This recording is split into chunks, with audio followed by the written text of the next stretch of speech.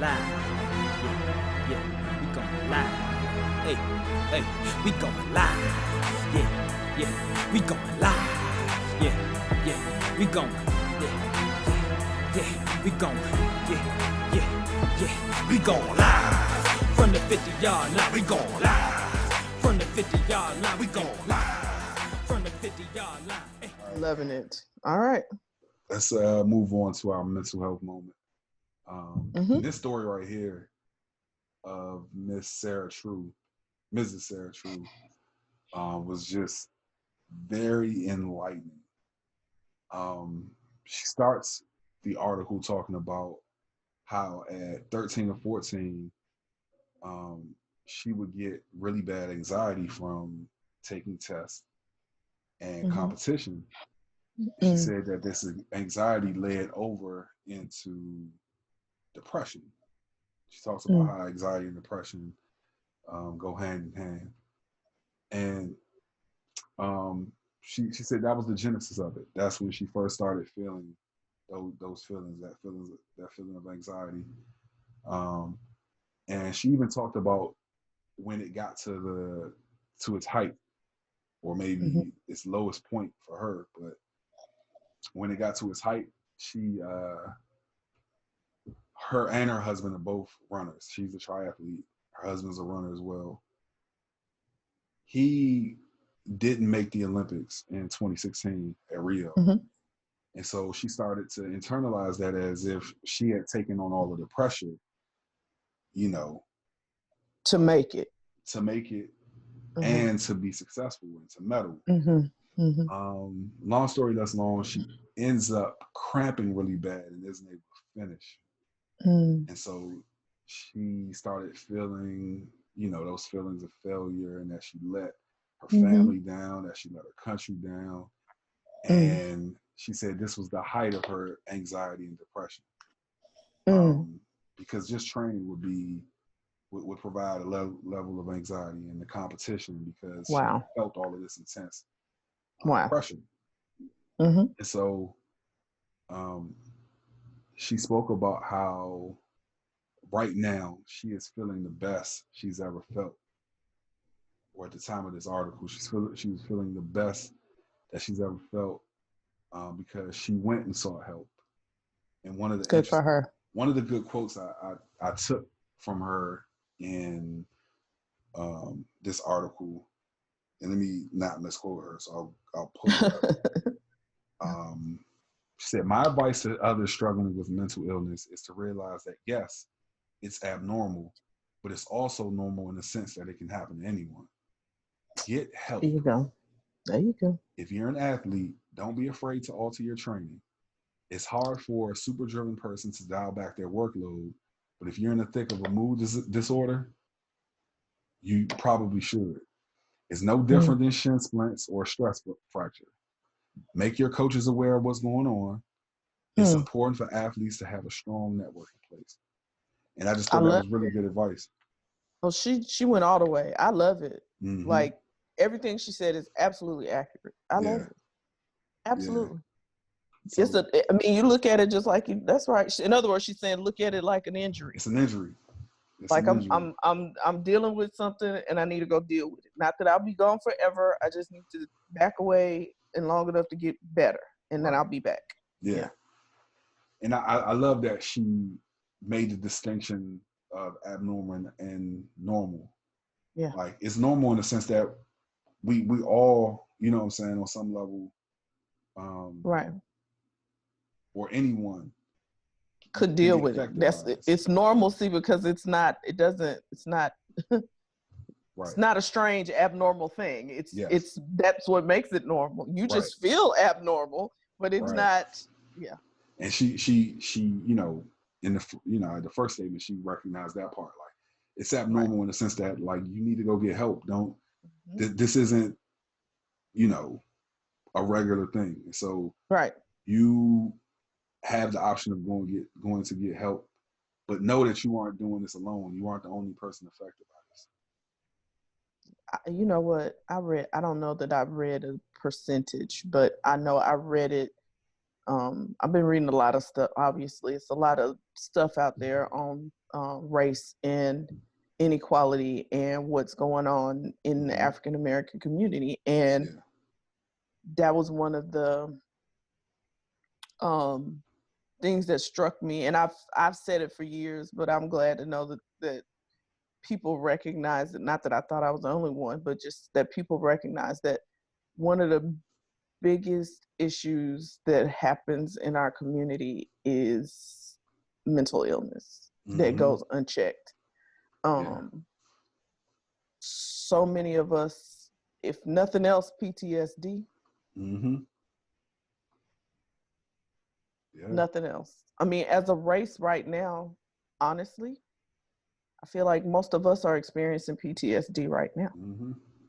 I know I cry at least once a day. Yeah. Because I think about what's going on and I'm like, you know, good God, like, oh, it's just so heavy and so hard. You know what I mean? Yeah. So, yeah, it's important. But luckily, I mean, for me, and so I'm not preaching to the choir. I happen to have a friend who's a therapist. Yeah. So I will reach out in a minute and be like, yo, yeah. Can I have a combo? Let's have a combo. I need to set up my apartment. Like, yes. Yeah. Well, shout out to her for telling I love the story. her. Yes. I love her honesty and transparency as well as her take on it. It's really cool. Right. And that's one of the things that you know, you and I thought of when we decided to do this segment is that let's normalize this. Let's normalize for those of you who listen, you know, on a regular basis. We want to normalize the idea, especially of athletes, going to get help. And I think more than a lot of not normal people, more than the average person, athletes probably need it more than right. With the things that just the absolute pressure that they're under at all times. Yeah. So again, Miss Sara True, thank you for your story. Thank you for your bravery and transparency. Thank you for being true. Right. Look at you. Oh goodness. Yeah. No, that's cool. Yeah, on to the real. Now, y'all gonna be like, what, huh? Right. Like, this is who y'all chose? But our on to the real spotlight for this week is the big Aristotle. The big cactus. Oh my goodness. So many names. Too many to call out. Many. Lord have mercy. Too many. He's the big everything because he is the big not Shaq. Help us, not Shaq Fu. Oh my goodness. Mr. Shaquille O'Neal. Yeah. And you know, he could honestly be a great selection for a number of reasons. The man is a mogul. Yeah. The man is a mogul. Let's be clear. He is a police officer in the city of Orlando. That's so crazy. I would be terrified. I'm just gonna tell you. Yeah. If I didn't know he was Shaquille, and that big a man walked up to me, who just come to arrest me? I'm just gonna lay on down. I'm gonna lay on down. I'm good. You ain't got to touch me. Let's go. Like, yeah. Right. Oh my gosh. He is, you know, a part of the quartet on is that TNT? TNT. NBA. Of the guys who discuss basketball with Charles, Kenny, and Ernie. Yep. And he does a lot of stuff behind the scenes as far as giving and being a philanthropist. But I think in us choosing him, it was something that he did this past week that kind of came out of nowhere. I'm like, wait, what happened? But we still thought it was admirable. Absolutely. Now, if you all aren't familiar with Shaquille O'Neal's journey, he was drafted to the Orlando Magic from LSU. This is part of why this is part of the story. Yeah, from LSU. He was from LSU. Mm-hmm. Drafted to Orlando Magic. Mm-hmm. His time in Orlando ended because of ego and dissension. Mm-hmm. So he goes to the LA Lakers, where he teams up with Kobe Bryant. They win 3 championships. And his time in LA is cut short because of ego and dissension. And then, you know, he goes to Miami, and then Phoenix, and then Cleveland, and, you know, his career starts to take off. Yeah, it was over. Yeah. He transitions, you know, into the role where he is now. Not specifically in that role with Ernie, Charles, and Kenny, but into sports broadcasting. Right.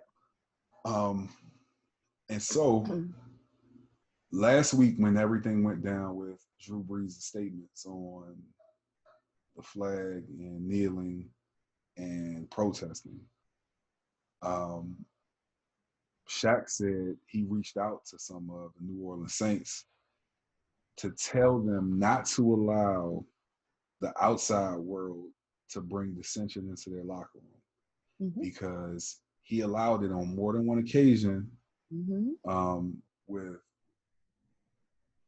With Penny Hardaway, and then with Kobe Bryant, and they could have been a lot more successful than they were. And so, how did you feel about that when you heard it?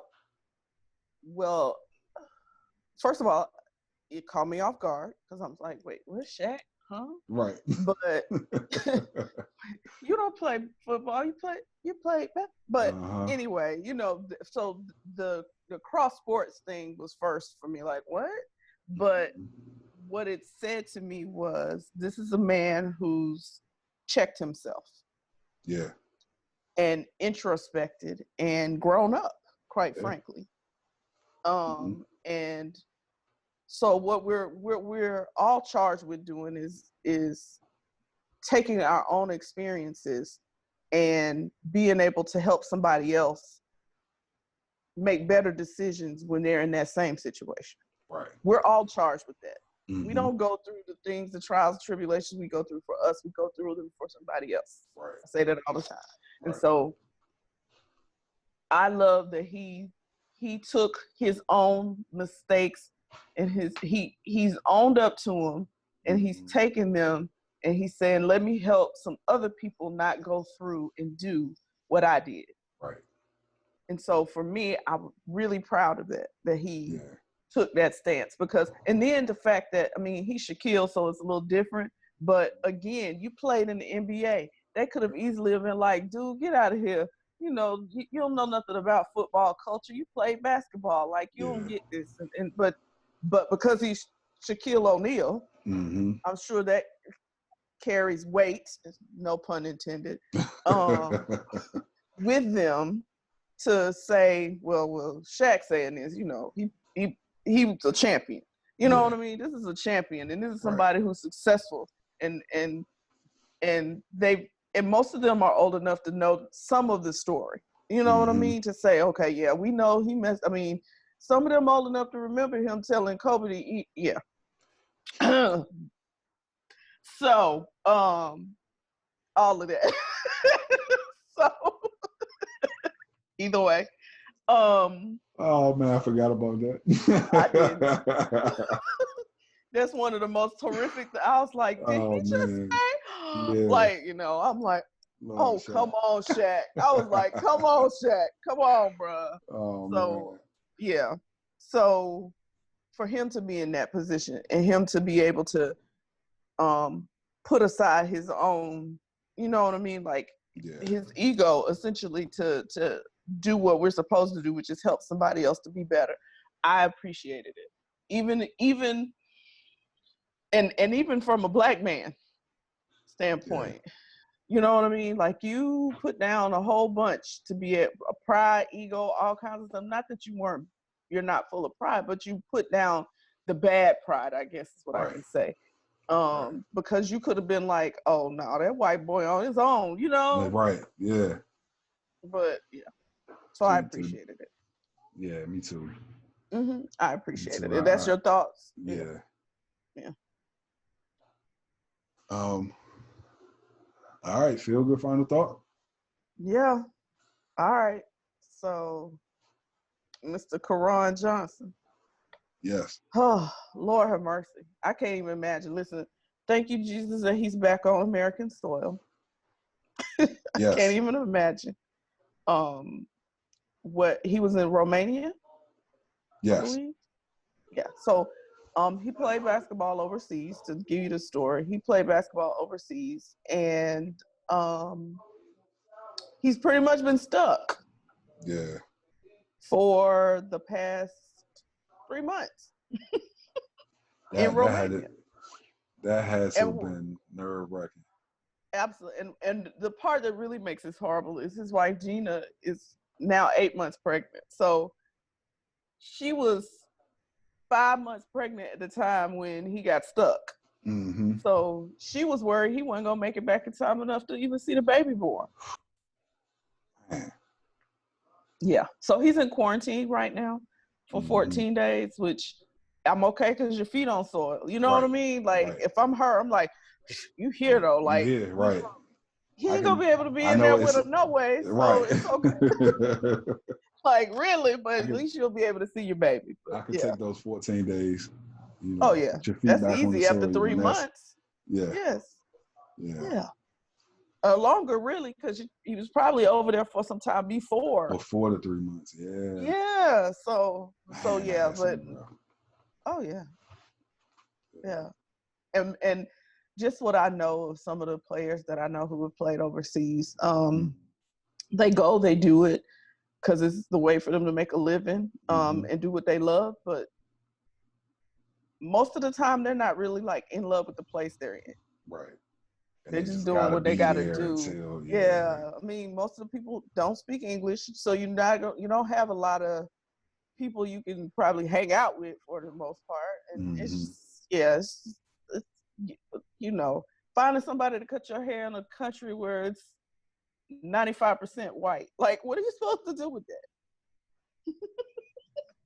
You're not in a country where it's 95%. So that is not the point. Who are listening through the audio on Spotify or Apple, you probably didn't see what I just, you didn't see what I just did. You didn't see. I was pointing at my hair in my face because this is exactly what I would look like if I was over there. Nothing would be done or touched until I made it back to the States. Right. Yeah, so, but I'm glad he's back home. That was awesome. Like, that was awesome. Hate that you had to get stuck over there, but the fact that, you were able to make it back and you were able to make it back in time for the birth of your child, like, I'm hype about that for you. Yes. Thank you, God. Yes. Yeah. And the only reason he got to come back, that's the crazy thing. Like, it had to be a viral, like almost a viral uproar. Yeah. That made them let him come back. Why folks can't just do the right thing? Do right. Integrity. Where is integrity? Integrity doesn't exist anymore until you gotta be exposed. And then you expose, so it's not integrity anymore. It's just shame. Like, just do the right thing. Exactly. Good grief. Okay, I'm sorry. Well, salute to you, sir, Mr. Karan Johnson. Glad you're back. Yeah. Welcome home, sir. Yes. Unfortunately, to this place that's in this absolute chaos right now. For your family, you might have wanted to stay over in Romania. Can I send for them? Right. Like, real talk. But nah. I'm sure he'd take this over there. So. Put the cameras on me, put the cameras on me, put the cameras on me, put the cameras on me, put the cameras on me, put the cameras on me, put the cameras on me.